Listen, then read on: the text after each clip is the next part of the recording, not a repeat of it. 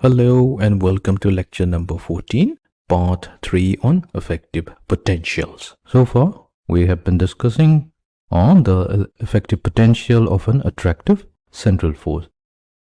So from this energy diagram, it's quite evident that the pseudo potential L squared over 2mr squared is more dominant near the force's center. So when we plot the graph of the effective potential, so it's going to start with a positive divergent value. So the shape of the effective potential is going to be somewhere of this sort. So we'll discuss the effective potential for the attractive central force. So what we'll do, we'll try to talk about the other types of effective potential. So we have the expression for effective potential given by, so this term is always going to be present. However, this is the term that we will consider for different types of potential, and we'll check out how the effective potential graph is going to look like. So let's take our first case when our V of R is a repulsive potential for, let's say, we have positive Q over R. In that case, the effective potential diagram will be a little bit different. So let's try it out. So we will always have the L squared over 2mr squared. So this is going to fall rapidly as R increases. So this is fixed. Then we have VR equals to K over R. So this is L squared over 2mr squared. Then we have K over R. Now the sum of them. So the sum of them, K of R plus L squared over 2mr squared. The effective potential graph will be of this. So this is the graph of the effective potential. So there are a few things that we can observe from this graph of the effective potential. Here we see that there are no dips present, or there are no potential wells present, and as a result we will have no bound states. Since there are no bound states, so there will be only scattered orbit is possible.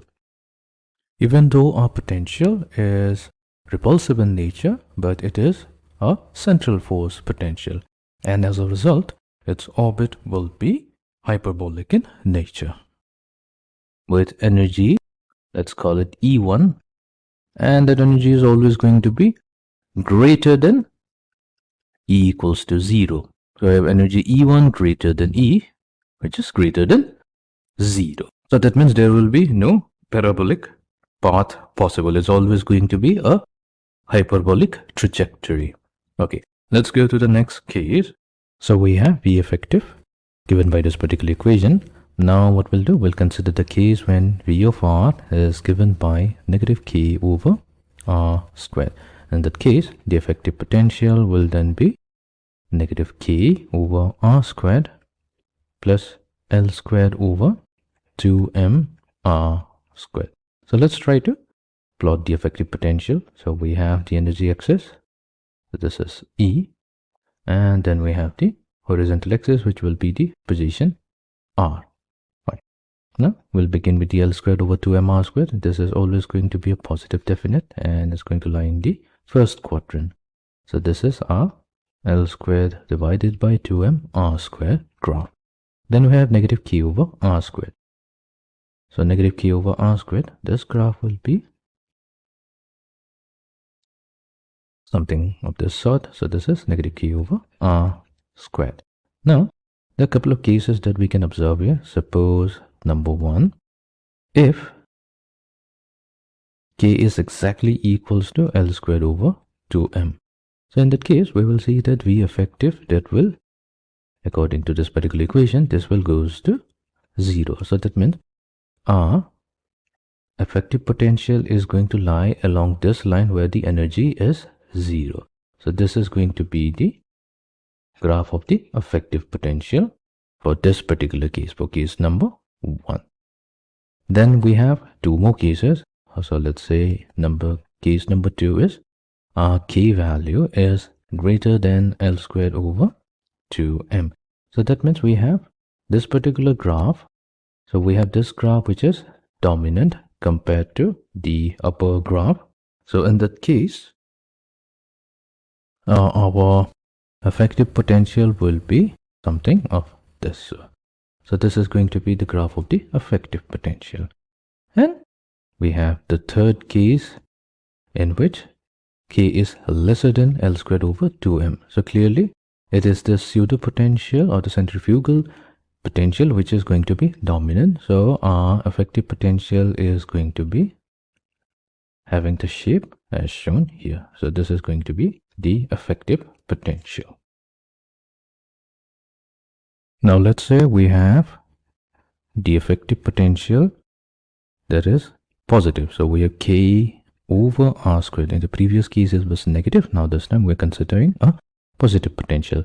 Then our effective potential will be given by, so we have K over R squared plus L squared over 2m R squared. Or this is simply K plus L squared divided by 2m whole multiplied to 1 over R squared. So this is a constant term, so let's replace it with C. So we have C over R squared. So this is the effective potential. Right. So let's try to plot this. So we have, so let's start with the pseudo potential L squared over 2m R squared. So its graph will be L squared over 2m R squared. Then we consider the positive potential.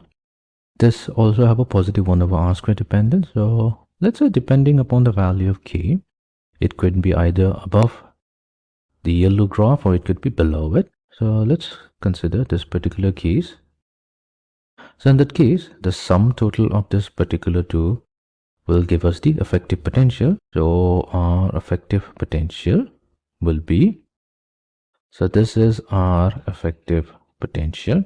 And clearly from this graph, we can observe that there are no bound states and we can only have scattering available here.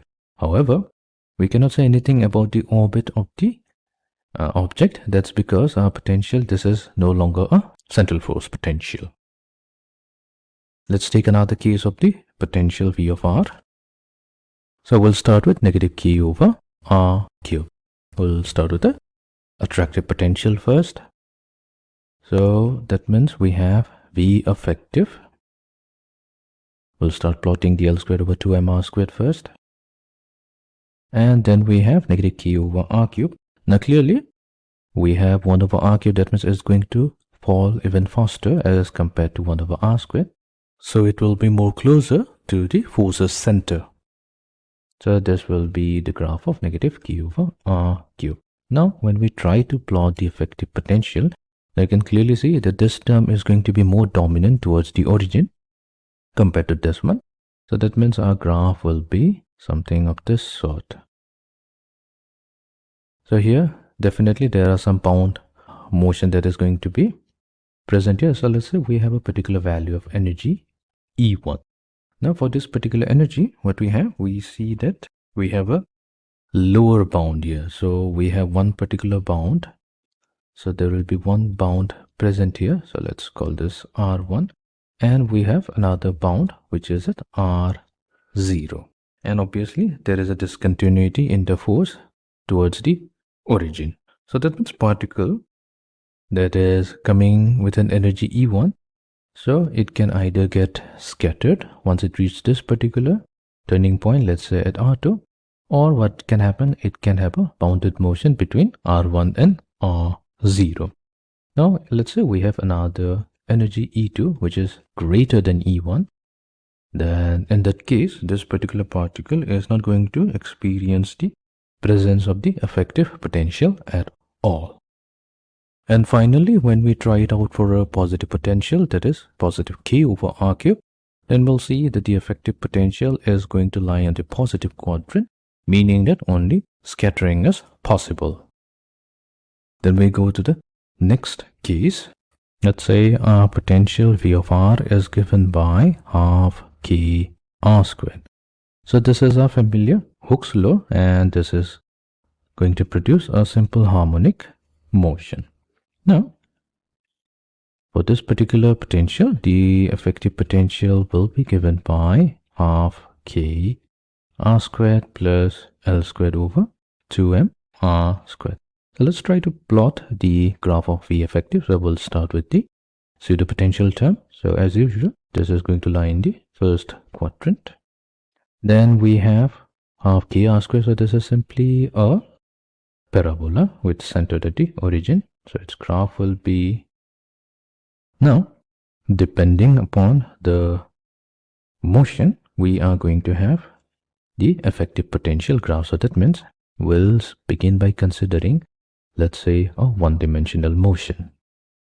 So one-dimensional motion means we have rectilinear motion. The motion is restricted to a straight line only, and that means in that case the angular momentum is all going to be 0. So that means the second term is not going to exist.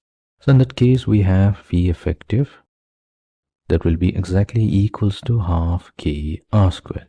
So that means our effective potential is going to lie along the graph of half k r squared. So this is going to be V effective. Then in the next case, what we can have is, let's say we have a two-dimensional motion or a three-dimensional motion. Let's take a more general case, a three-dimensional motion. So that means we have r vector, which has like three components, x, y, and z component. So in that case, the angular momentum L is not going to be equals to 0. And for that case, so we have both the two terms. So our effective potential is going to be represented by this particular graph. So in a sense, we can say our motion is going to be confined within this particular region as shown here. Now, there could be different values of energy that we can have here. So let's say this is our energy level E1. So this will be a bounded motion. So here, let's say we have about boundary points A and B, and for a higher energy level, let's say E2, so we will have different boundaries C and D. So that means corresponding to energy level E1, so we'll have our motion, so that is going to be restricted between A and B. And for energy level E2, our motion is going to be restricted between C and D. This is how we can have a qualitative idea on the trajectory of a particle based on the graph of the effective potential. Thank you.